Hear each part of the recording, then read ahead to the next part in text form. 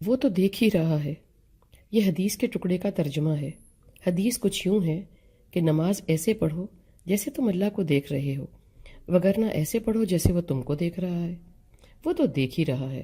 اس کا دیکھنا بھی کمال ہے، میرا نہ دیکھنا بھی دیکھتا ہے۔ یہاں تو بات ہی ہو رہی ہے نماز کی، حاضری کی، حضوری کی۔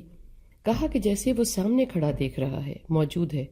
ہمیں تو یقین کامل ہے کہ وہ ہر لمحہ، ہر سمت سے ہمارے ہر حس کی ہر حرکت، ہر سوچ کو دیکھ سن رہا ہے۔ ہم چونکہ روزمرہ اس دنیاوی زندگی میں اس قدر محو و مصروف ہو چکے ہیں کہ اس کا موجود ہونا، ہم کو ہر لمحہ دیکھنا، اب یہ دھیان میں ہی نہیں رہتا، لگتا ہی نہیں کہ کسی کو جواب دینا ہے۔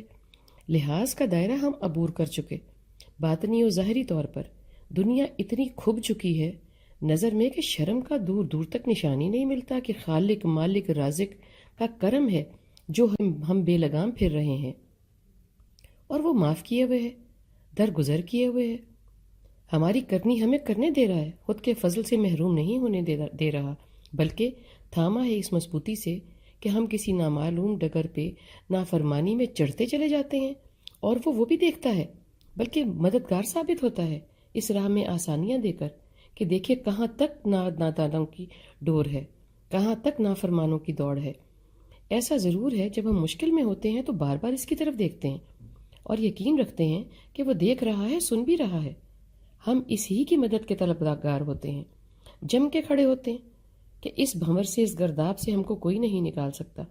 اس وقت ہمیں یہ سوال کیوں نہیں سوچتا کہ نافرمانوں کی کوئی بات وہ نہیں سنے گا، نظر انداز کر دے گا، ہماری حاضری بھی دھتکار دے گا، رحمت کا در ہم پہ بند کر دے گا۔ خود کی نافرمانی، گستاخی، بے خوفی کبھی یاد نہیں رہتی۔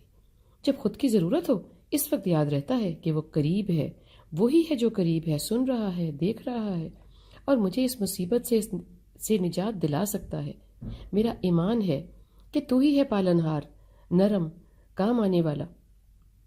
وہ جو دیکھ ہی رہا ہے وہ ہے ہمارا یقیناً ایمان۔ اب ذرا بتاتے چلیں ہمارا کیا کردار ہے اس کو ماننے پہ کھڑے ہوئے۔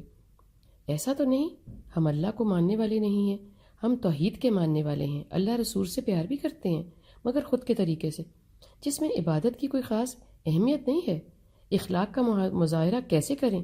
لوگ ہی اتنے خراب ہو گئے ہیں، گالی دے کر بات نہ کرو تو سنتے ہی نہیں، صدقہ زکوٰۃ خیرات کی ہمارے ہاں کہاں جگہ، ہمارے خود کے اخراجات ہی پورے نہیں ہوتے، اللہ کا حصہ کہاں سے نکالیں؟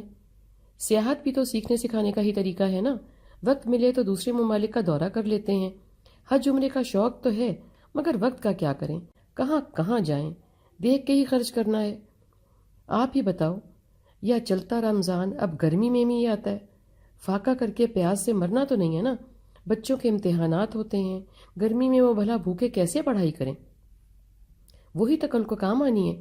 امتحانات کے بعد بچوں کو تھکن دور کرنے کے لیے اور خود کے آرام کے لیے چھٹیوں پہ جانا ہوتا ہے، اس لیے روزہ رکھنے کا ہمیں اور ہمارے خاندان کو کوئی وقت ہی نہیں، مگر رمضان میں اناج کے پیسے دے دیتے ہیں، کسی کو بھلا بھی ہو جاتا ہے، لگے ہاتھوں اللہ کا حکم بھی پورا ہو جاتا ہے۔ ہم اللہ کے ماننے والے ہیں، القرآن کی بلا ناغہ تلاوت بھی کرتے ہیں، بھلے سمجھے بغیر، حضور سے بہت پیار کرتے ہیں، سنت رسول کی کئی کتابیں اکٹھی کر رکھی ہیں، نعت بھی گنگناتے رہتے ہیں، کوئی میلاد میں بلائے شوق سے جاتے ہیں، حضور کو پیارا نبی کہتے ہیں اور آخری نبی بھی مانتے ہیں، بس ان کی نہیں مانتے۔ خود سے ہمیں آج ایک چھوٹا سا سوال پوچھنا ہے، کیا میں اس قابل ہوں کہ وہ جو دیکھ ہی رہا ہے مجھ کو پیار کی نظر سے دیکھے؟